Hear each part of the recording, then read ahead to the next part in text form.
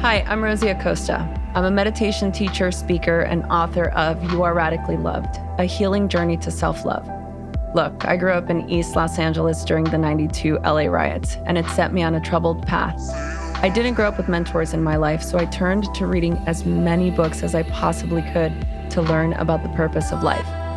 In my journey, I found that having these conversations gave me life, and I decided I wanted to create a place where I could share these conversations with my community. So come have a sit with me as we learn about, well, everything.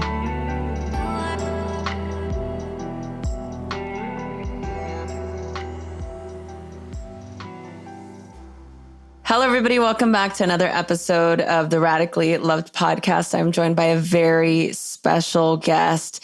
It's actually, I don't know that we've ever had like a guru status guest on our show before. And I am so excited to be having this conversation today with Sadvhi Bhagawati Saraswatiji. Thank you so much for being here. Rosie, it's such a joy to be with you. Just such a gift and a blessing to be together today. I've been loving your book, and I just got it. It's called there's so many things in here, so I'm going to try and stay concise, but it's called, I don't know if you guys can see this, From Hollywood to the Himalayas. I say Himalayas. Is it Himalayas or Himalayas? You know, in India, we say Himalayas. So I say Hollywood to the Himalayas. But in the West, they say Himalayas. That's also fine. It's like in India, we speak about the flowing river as Ganga, and here they say Ganges.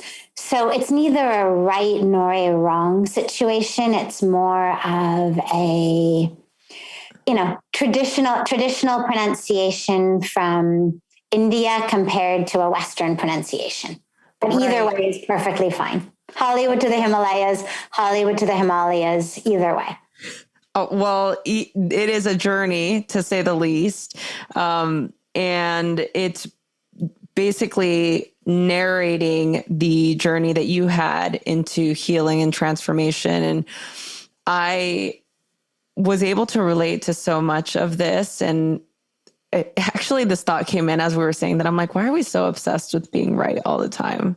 You know, like, oh, I just want to make sure it's right. I want to make sure I'm saying your name right. I want to make sure I'm saying this right. What is that about? Yeah, well, I think it's about a lot of things. I would say, first of all, there's a beautiful element of respect and care. You know, in the same way, when you love someone and you are making them dinner or breakfast or a cup of tea or coffee, right? You want it to be exactly right. And everybody's got a little bit of a quirk. Somebody likes it really hot. Someone doesn't like it too hot. You know, the right ratio of coffee to whatever you put in it. And when you really love someone, you know, if you're just a barista, you may not necessarily be that fully anchored in the attention of exactly what temperature it is. Mm-hmm. But when you're making it for the loved one, you're going to be much more attentive. So I would say, first of all, I think there's respect and love and care, and you want to make sure that things are pronounced correctly, which is beautiful. And I'm deeply grateful for it. Obviously, we all also have that tendency toward, if it's not perfect, it's not right. And that's much more of a tendency that is helpful for us to look at in order to become free of. But don't immediately jump on yourself that the instinct to be right is inherently something that is wrong. Mm. It may just be really beautiful, run-of-the-mill respect and care and, you know, compassion. But if it is something that you find that there's a tendency toward perfectionism in all areas, obviously that it paralyzes us. It keeps us stuck. It's a brilliant defense mechanism against ever actually doing anything, because if we can't get it perfect, why bother? If we know we're not going to get it perfect, we freeze even in the attempt of it. And it keeps us from stepping up to the plates of our lives in so many circumstances. Yeah. Oh, that was so beautiful. Thank you so much. I knew we were going to get some really great insight and gems. And in trying to prepare for this conversation, I felt like a lot of that was coming up. I wanted to make sure that, I asked great questions and that things were correct and that I was able to sort of like do the book justice. And there is that sense of care, but underneath that, you're right. There's also the undertone of it has to be right or what, or what is going to happen, So yeah, thank you for saying that. I think it's beautiful. And I really do love your story so much. I growing up in East LA during the LA riots for me was definitely an interesting transition to go from being in a chaotic environment to being in a chaotic environment in a different way, right? When you're in that state of hypervigilance, to go from there to learning how to regulate yourself, learning how to connect to yourself on a higher level. I really related to your story, your transformation story, and how you ended up in India from, being here in California and being a Cali girl like me, and sort of being open to that experience, going through an eating disorder and going through a divorce and, all of those, issues that sometimes life throws at us. I felt like it was very real and beautiful and authentic. And I kept thinking as I was reading it, going back to that perfectionist thing, that obviously it's an issue that I have, but thinking, oh, I wish I would have read this sooner. Like, I wish I would have had this book like 10 years ago, or I wish I could have read this 15 years ago. And so, yeah, I mean, going from that, I'd really love for you to share a little bit of your story and how you got here. You've been anointed, you've been initiated, you're a guru, and there's not a lot of female gurus out there right now. And I'm so grateful that our paths have crossed. So if you wouldn't mind sharing a little bit, or if anything else sparked up while I was. Sure. And first of all, just on that element of perfectionism and wanting it to be perfect, what I've realized is our minds, our brains can never really do perfect on any deep level. So we can solve a math problem perfectly. We can color in the lines perfectly. Anything that is separate from us, something that we are holding at an arm's length, so a math problem, a picture we're coloring, a meal we are preparing, whatever it may be, as long as it's separate from us and we are doing to it, yeah, you can do it perfectly. And yet on a deep level, on the level of the heart, on the level of the spirit, the mind cannot function there. It only functions in separation. And love and spirit is all about opening to oneness. And so the only way to do perfect in the realm of the heart and the spirit is just to be so totally open to whatever the perfection of the moment may be. Not that I've created, not that I've manifested, not that I've made happen, but just we tap into a a perfection that exists in the universe because the moment is perfect. That, of course, doesn't mean always it's going to be what I want, that it's going to be my agenda, but being able to recognize the perfection of that which is happening. And if I can just open my heart to it. So when you were talking about, perfectly preparing for this talk, what I would say to you is, yeah, it's great to be planned and prepared. And I'm so touched that you've put in so much time and attention and intention. And I would say that perfection is actually only going to arise when your heart is open to the moment that you and I are both blessed to be part of, that is already perfect. And when that perfectly open heart connects to the perfection of the moment, only perfection will emerge. But if the mind is so focused already on like, oh, but wait, I've got my fourth question that I have to ask, but the heart is totally open to something else, you miss the opportunity for that perfection. And so from my life, that's what I really realized as I moved both quite literally, physically, and also metaphorically from Hollywood, from the land that I had grown up in, literally in the Hollywood Hills in Studio City, and just, up in the hills from Universal Studios on one side and Hollywood on the other side, moving from there physically to India, to Rishikesh, to the Himalayas, to the banks of the Ganga River, physically.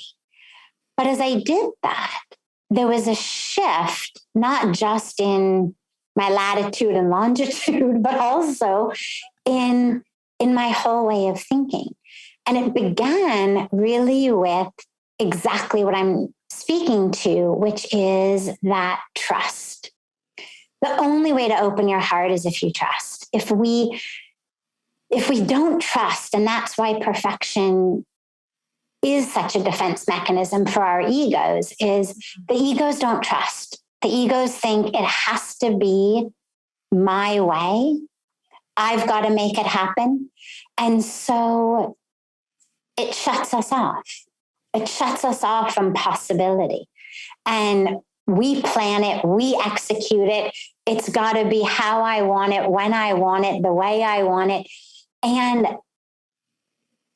it shuts us and disconnects us from actually a flow that may be totally different than not only what we wanted, but what we ever could have dreamed of.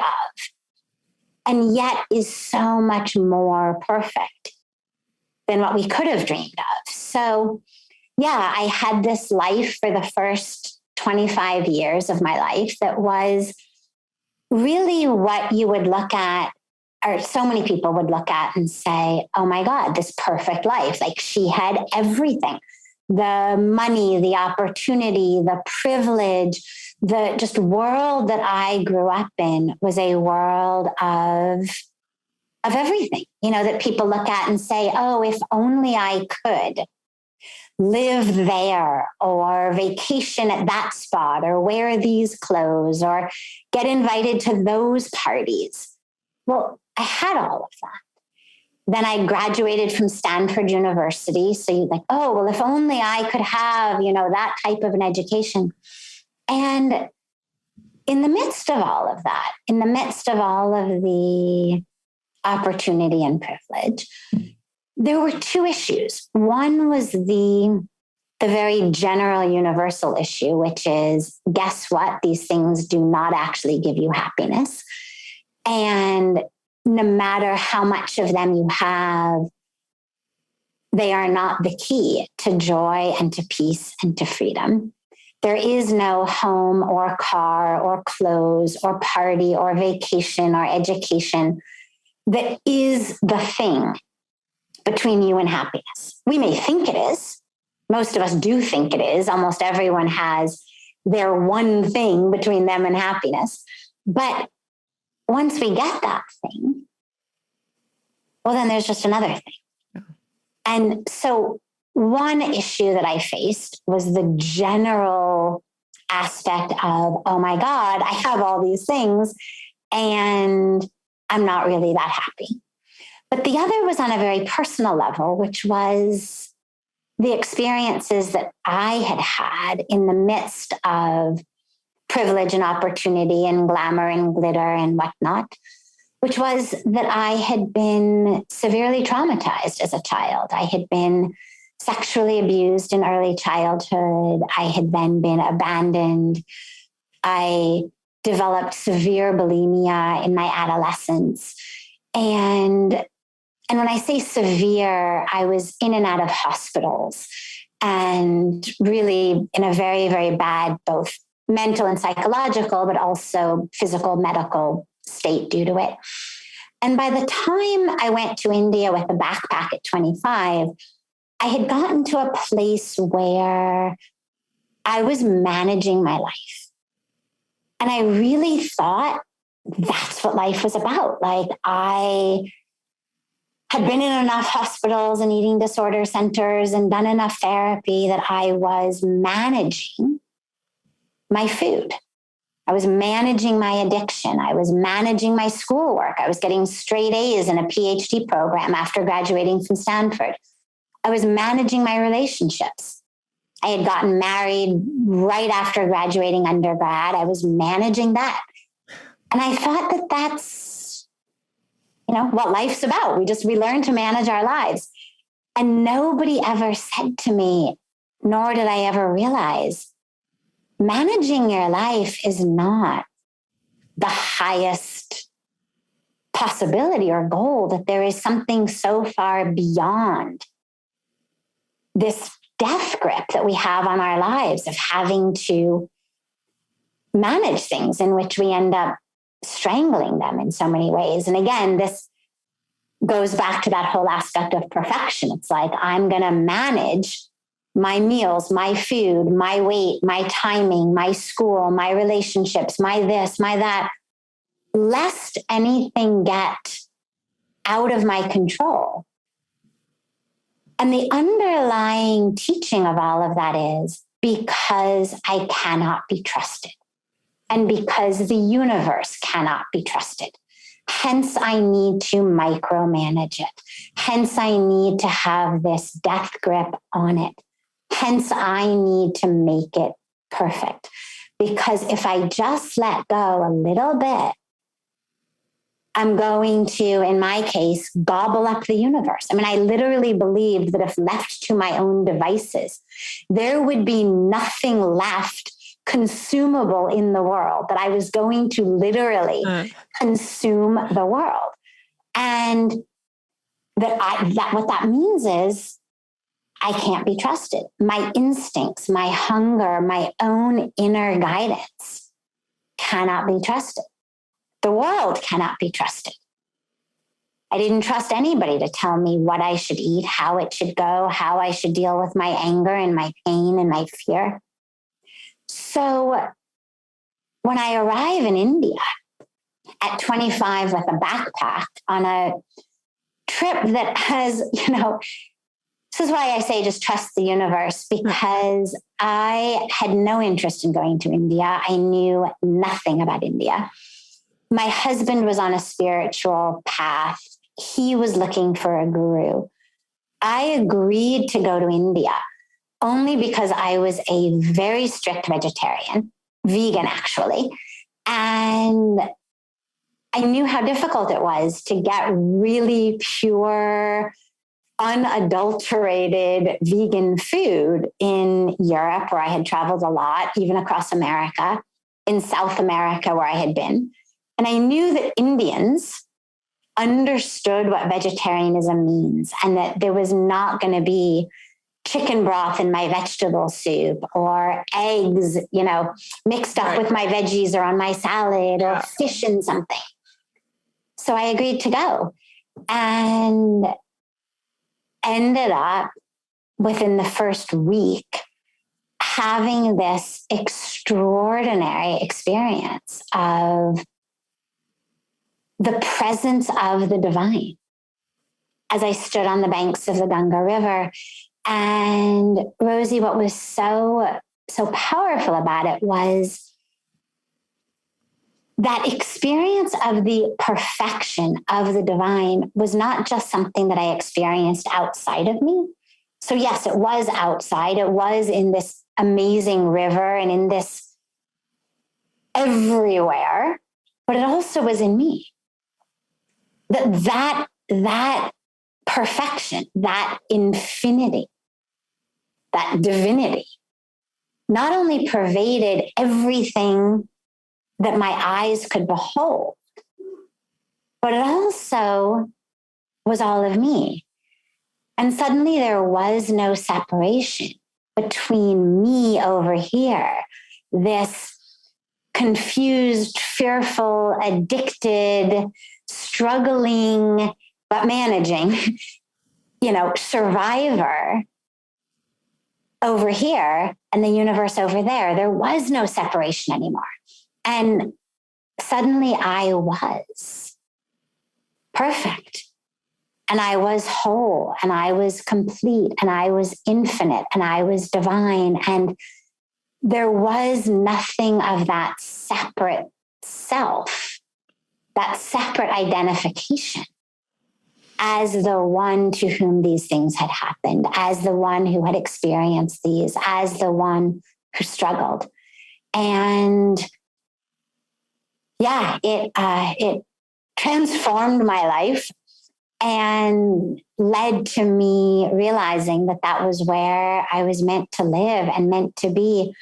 And that sense of trusting, what I call a trust fall into the universe, was actually that guided me through all of it and through finding my path of, hearing a voice, literally a voice saying, you must stay here, of literally getting my feet glued to the ground in the ashram, of walking into the Ganga River on the instruction of a being clad in flowing orange robes who was, one of the most revered spiritual masters of India, who told me to give my pain to the river, which to my psychodynamically trained PhD student was very sweet, but obviously impossible, obviously a joke, obviously something that couldn't happen. And yet, because I was in this suspended trust fall that just kept going and going and going, I did it. And it worked. And it defied everything that I ever thought I knew about the mind, the heart, psychology, emotions, healing, all of it. And in that trust and in that faith and letting go into the universe, that's when I've actually experienced real perfection. Not as what I do, but as that which I am not separate from. Yeah. Oh, that's so beautiful. I could just sit here and listen to you and just tell me that story. I love it so much, and it feels so powerful. And where I go to is, do you think that every one of us has access to that ability to surrender and trust in being cared for by the divine? Absolutely. Absolutely, we do. And I think when I think about my actual life, my karmic journey, I think that that's one of the reasons that I experienced the trauma that I experienced. As I was writing Hollywood to the Himalayas and then speaking about it when it launched, it's very, very rare. It's not something I've ever encountered before of a spiritual leader of the East, especially, to share that level of openness, honesty, humanity, vulnerability. And I realized as I was going through all of this that I think that the reason that I was gifted with, and I do see it as a gift, that level of trauma. It's not the sort of gift that I would knowingly want to give someone or even knowingly give to myself. But as it was given to me, I've seen it as a gift because what it's done is made me realize and made others realize through me that there is nothing that can happen to you that precludes you or disqualifies you or handicaps you from being able to trust. And I didn't trust. First 25 years of my life, I didn't trust. I didn't trust people. I didn't trust the universe. I didn't trust God. I didn't trust myself. And yet, I became able to do so with an awareness that who I am is not just the story of what happened to a beautiful, amazing, perfect, innocent young girl that never should have happened. But that me at 25 at that time, 50 now, that I am not that little girl. I love her. I have compassion for her. I speak to her. I wish that I had a magic wand to undo what happened to her. But that regardless of what happened to her, I, as a woman of 25 and now a woman of 50, I have the opportunity to be free, regardless of what happened to her, that there is no need for me to take my birthright of joy, of love, of truth, of freedom, of spiritual connection, and sacrifice it on the altar of the craziness of my biological father in the early years of my childhood. We can psychoanalyze him and say, okay, he suffered from this and from that, and ego and anger and fear and trauma and whatnot. That's his karmic drama that certainly leaked over into my life.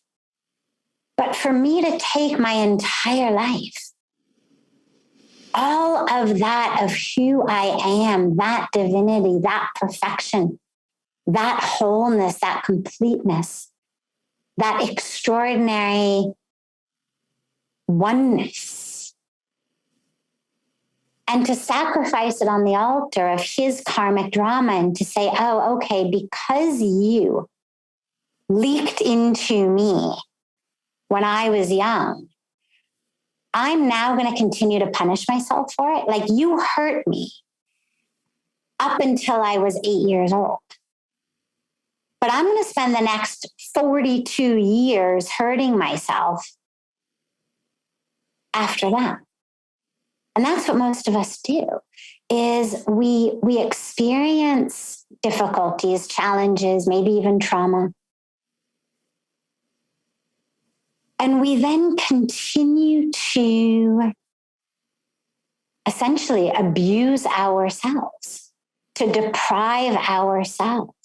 You know, in yoga, the sage Patanjali gave us these 8 limbs of yoga, right? And if you look at the foundation, I won't go into all of that here, but if you look at because we love it so much. I mean, this is the foundation of yoga. You know, asanas, our exercises are only the physical exercises are only the 3rd limb. The foundation of yoga is what we call yam and niyam, or here people say the yamas and the niyamas, which is how we live. And Ahimsa or nonviolence is the first.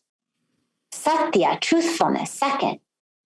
Asteya, non-stealing, the third. So if I spend the rest of my life, so if that happened to me up to the age of 8 and I'm now 50, and if I had spent 42 years, or if I continued to do it, telling myself, this is who you are. You are the victim of abuse, of abandonment. You are an addict. You are a bulimic. You are this, you are that. Well, first of all, that's violent. It's violent to myself because it causes harm. Violence is that which causes pain, suffering, harm. Number two, it is a lie. That is not who I am. Yes, those things happened to me. They are experiences that this body-mind complex has gone through on her karmic journey in this incarnation. But it's not who I am. And third, it's stealing. It is stealing that which God has given me, that which is my birthright, which is joy, which is peace, which is truth, which is freedom. And if my mind keeps telling me, you will never be anything, you can never do anything, you are bad, you are wrong, you are stupid, you are unworthy, it's violent, it's untrue, and it is stealing from me the gifts of my incarnation. And it's stealing from the universe who could benefit from the gifts of my incarnation. And this is true for all of us, regardless of what you've experienced, how you identify as it, what your gifts in this incarnation are. Every one of us is born with the birthright of joy, of peace, of freedom. That is who we are, of love. And we all have beautiful, beautiful, exquisite gifts. And if we sacrifice our life on the altar of someone else's actions, someone else's words, someone else's stupidity, someone else's ego, someone else's anger, then right there, we've just violated the very core basic foundation of yoga, but also just dharmic living, virtuous living, rightful living. Yeah. Oh, I love that so much. I wonder what happens when we create these experiences for ourselves, this self-punishment, or if we're continuously in that negative thought pattern, or we're living in that neurological pathway of repeating that violence towards ourselves.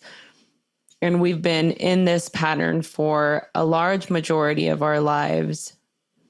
How then, first of all, is it possible to change the narrative, to change the awareness and the focus? And two, what happens when we feel like we've done everything that we can, but we're still reliving the trauma or the negative thought patterns and experience?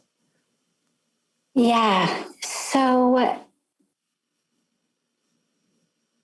working with our minds is really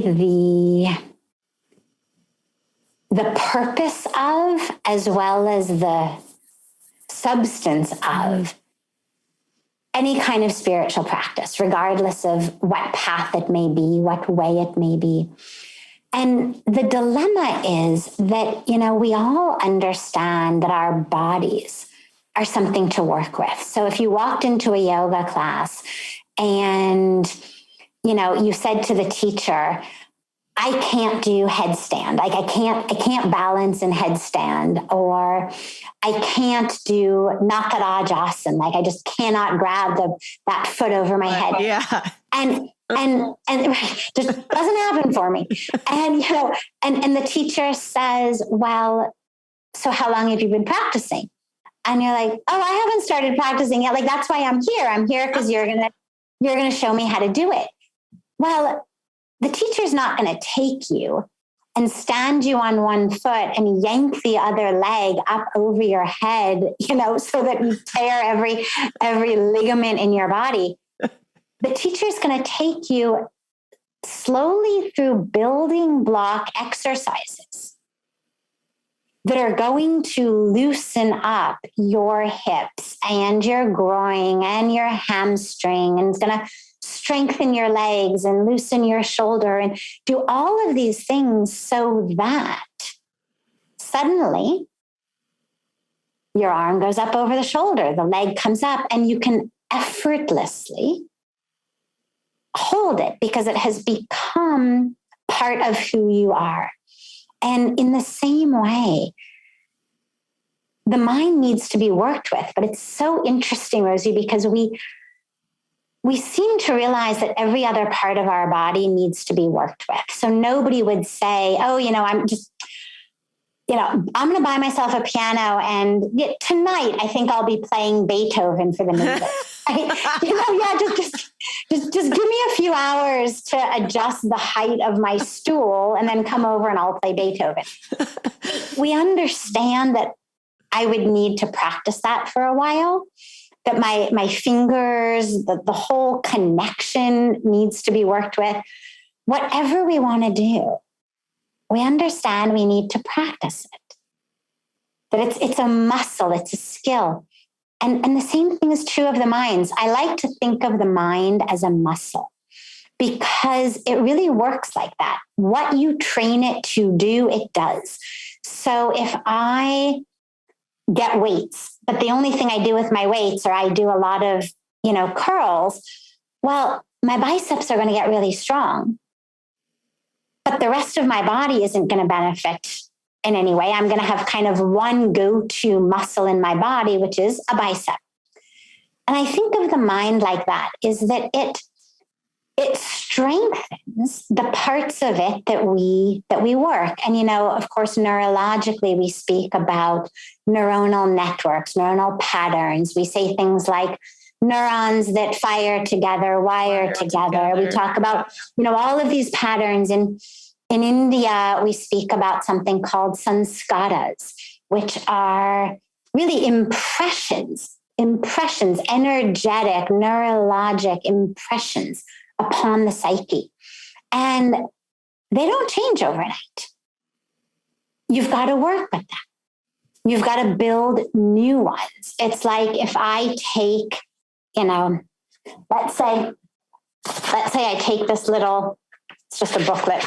But if I take this little booklet and I take my fingernail and I run my fingernail over and over and over again in one part, and then I pour water over the booklet, well, where's the water going to flow? It's going to flow into this groove that I've created with my fingernail. And then the more water that flows into it, the deeper the groove is going to get. But if I want to stop this groove, if this groove is I hate myself, I'm worthless, I'm useless, I'm stupid, I'm never going to be anything, I'm unworthy, I don't deserve, there is something inherently wrong with me, something lacking in me.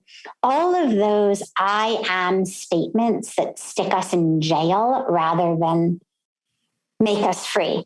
If you think of them as that, well, you can't just magic wand away a groove. But what you do is you come over here and you start building and cutting a new groove. And as this one gets deeper, now when I pour the water, there'll be a time when it's kind of 50-50. Is it going to go here or go here? But as I work this groove, as I'm constantly with my fingernail, or maybe I even get a key or a knife, and I'm really working this groove, it's going to get deeper than this one. And now when I pour water over it, it's going to all flow here. And slowly, slowly, because the brain is much more like a river valley than like a booklet, this groove eventually will actually fill back in. The same way that when you've got a valley that a glacier ran through at one point, but now there's no more river or water or anything, eventually the river valley will start to fill with, trees and plants and whatnot, and eventually it'll fill itself up. In the same way, this groove eventually will disappear. And that's the way to work with this, is don't try to negate it, because then all you're doing is creating an additional negative. Like, now, in addition to all the things that were already wrong with you, now you can't even do this healing thing right. You can't even do meditation right. You're a failure at spirituality. So you don't want to do that. What you want to do is two things. One is you want to start building that second groove. So come up with new I am statements. And if you need to stick them on sticky notes all over your house, so be it. Whatever you need to do to constantly remind yourself, I am whole, I am complete, I am divine. I am whole, I am complete, I am divine.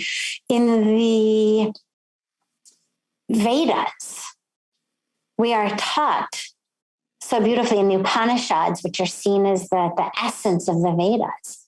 There's this beautiful mantra that says, Purnamada, Purnamidam, Purnat, Purnamudachate, Purnasya, Purnamadaya, Purnameva Vishishyate. And it means that, the capital T, that, the divine, is infinite, whole, complete, infinite. And this, which has been removed from, created out of, that is also whole, complete, infinite. It's like the spiritual equivalent of, mathematics, where we learn infinity minus 10 is what? Well, it's infinity. Infinity divided by 100 is what? Infinity. Infinity divided by 8 billion. Infinity. And so, as we have been created, not just by the Creator, but of the Creator, of that wholeness, completeness, infinity, so are we then. Whole, complete, pure, divine. So come up with new I am statements. Start laying a whole new groove for yourself and act accordingly. Serve. You've got so much to offer, whoever you are. Serve others. Allow them and you to realize how much you have to offer the world, and whether it's your ability to wrap burritos and give them to homeless people, whether it's your ability to design a website for an NGO, whether it's an ability to make music or art or poetry, or to teach, or to have a smile that lights up the room, or to make people laugh, whatever it may be, use that so that you remember and the world sees how much you have to offer, and just start laying those new grooves. And the last piece, though, is working specifically with the thought patterns that still, the negative ones that say, I'm a victim of this. I'm the one who was abused, was abandoned, was betrayed, was cheated, gets the short end of the stick, the one who's too fat, too skinny, too old, too young, too this, too that, is a beautiful, beautiful meditative practice called Niti Niti. And Niti Niti, the word literally means not this, Niti, not this. And it's a practice in which you sit and you close your eyes. You can do it lying down or sitting, either way. Don't fall asleep though. And you begin by saying, I am not my clothes. So I'm not my sari. Okay, seems obvious. I get it. And then I'm not the skin beneath my sari. I'm not the blood beneath my skin. I'm not the bones. And you go slowly, slowly through all of the physical parts of the body that we all understand I'm not that. You know, you burn your skin, it peels. Well, you don't lose yourself. You're clearly not your skin. You donate blood or you get a blood transfusion, you haven't lost self. And then slowly, slowly, I'm not my organs, not my kidneys. Can donate a kidney, get a kidney, don't lose myself. Mm. And then I am not my thoughts or my emotions or my feeling state. And that's a little more complex, but we know that we're not that because every thought, every emotion is actually created by a chemical and electrical pattern of activity in the brain. We can measure it, see it, we can manipulate it. You know, look at what getting drunk does. You feel differently, you act differently, you identify differently. It's why people do really stupid things when they're drunk that they wake up the next day and are like, oh my God, I can't believe I did that. That wasn't me. Well, sure, it was you. It was just your chemistry and electricity functioning a little bit differently because it was impacted by the alcohol. So the fact that chemicals change what we think, how we feel is proof in the pudding for the fact that the thoughts and the emotions and the feelings are chemical and electrical. It's taking place in the brain. If you are brain dead and you no longer have any electrical activity in the brain,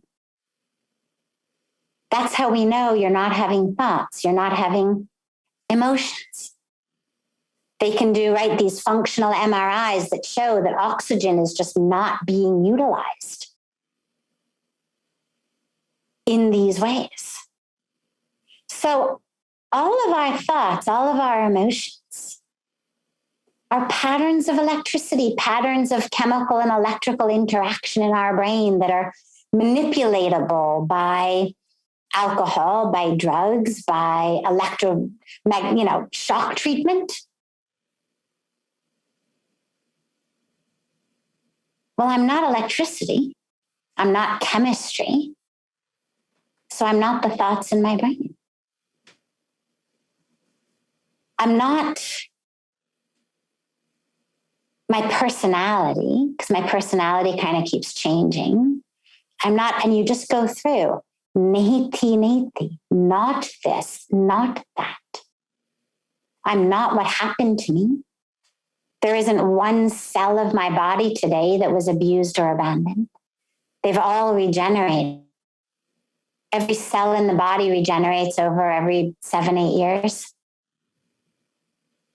And you just remove all of that which you are not.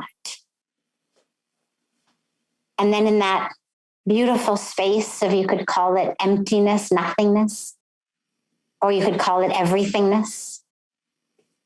In that beautiful state of recognizing what you are not, and you remove everything that we normally identify as, it creates that beautiful space for that which you really are to emerge. I don't even know how to respond to that. That is so beautiful.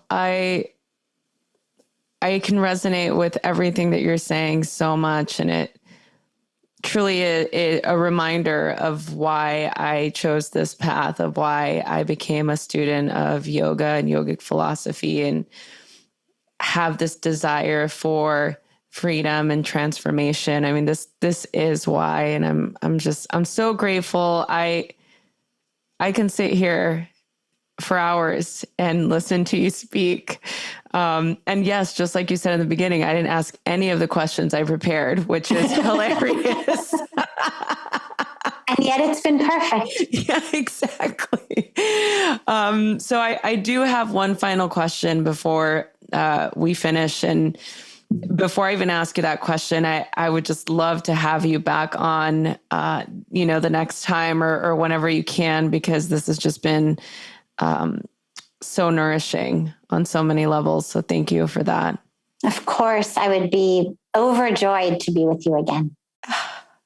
So the final question is why I started this podcast, why I started doing what I do. And it's the idea, the belief that we are all radically loved and radically supported by God, spirit, source, whatever higher power of your understanding, that the universe works for us and not against us. And so the final question to you is, how do you feel radically loved? In every minute and every moment, I feel so nourished and nurtured and held and supported and cared for. I mean, just the miracles of every day. Because of the life that I live in India, in the Himalayas, in an ashram amongst spiritual masters, one of the questions people ask so frequently is, well, so, tell us miracles. Like what are the miraculous things that happen? And I always say every minute is a miracle. It's such a miraculous opportunity to feel loved. I mean, standing outside looking at the full moon last night, you feel loved. It's just like, thank you, God. Thank you. I look at the stars in the sky. I look at the water of Mother Ganga or the ocean. You look in the face of a child. You look at flowers opening their petals to the sun. You look at trees. I mean, oh my God, I am such a tree hugger, because it's for me, hugging trees is just the easiest and fastest way to immediately just like boom, connect into that love of the universe, of the divine. I saw a bumper sticker once that said, I don't just hug trees, I make love to them. And I cracked up because I thought that is exactly what happens to me. It is this experience of absolute melting, merging oneness in love with the creator, the creation, all of the universe, and the awareness that I am not separate from any of it. And so, yeah, I move through my world feeling so deeply loved, and one of my personal practices is when people are not always, let's say, as kind as they could be, should they decide to put some more attention in that direction, instead of feeling insulted or, you take things in a bad way, I've decided that basically anything anyone says to me is their language for I love you. And maybe in their language, it comes out in totally different ways, in different languages. You say it in French, you say it in Spanish, you say it in German, it's going to sound differently. And maybe sometimes in someone's personal language, you are stupid is their language's way of saying, I love you. And I take it like that. I take pretty much whatever anyone says as their language for I love you, because ultimately what matters is not the words that come out of their mouths, but the words that I hear. And since I know that the flow of the universe is love, if they are not intending to say to me, I love you, it means that in that moment, in their particular karmic experience of that moment, they're not in touch with love. And that's their karmic experience and journey and work and practice. But my karmic journey and work and practice is to feel love in every moment because I know it's there. And so I try as best I can never to let it get lost in translation and to just pretty much translate anything and everything that happens as the universe saying, I love you. Oh, I love that. Again, I'm like, I just want to continue to sit here and hear you speak. I'm so honored and so incredibly grateful. Where can people go to get in touch with you if they want to learn more? So in person, they would come to the foothills of the Himalayas where I live in a beautiful city called Rishikesh at an incredible ashram called Parmarth Niketan. And we welcome anyone and everyone, anytime and every time. And to connect with me online, they can go, my website is sadviji.org. It's sadhviji.org. And that's it's my Instagram handle, also Sadviji. It's my YouTube, Sadviji. My Facebook is actually Sadvhi Bhagawati Saraswati. And they can also go to hollywoodtothehimalayas.com. That's Hollywood to the Himalayas, just as you would think it's spelled, .com. and that has all of the info also about my book. Or they can also just go to Amazon and get it and have it.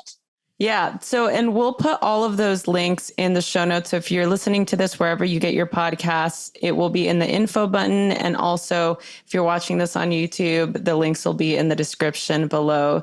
So please remember to pick up Hollywood to the Himalayas. I want to say it. See, again, I want to say it right.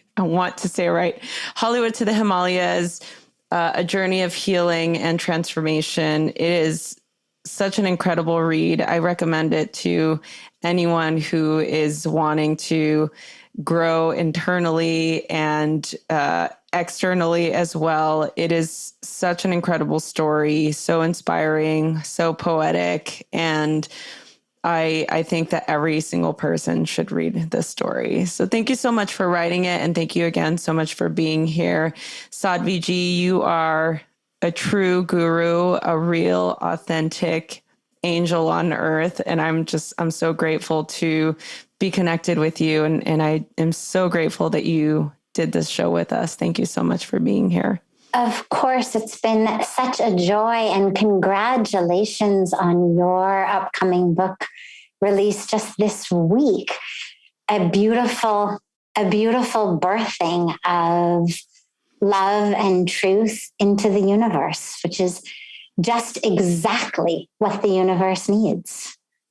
So I'm so glad to hear about this, and that you're bringing all of your beautiful wisdom and experience into the world. Thank you so much.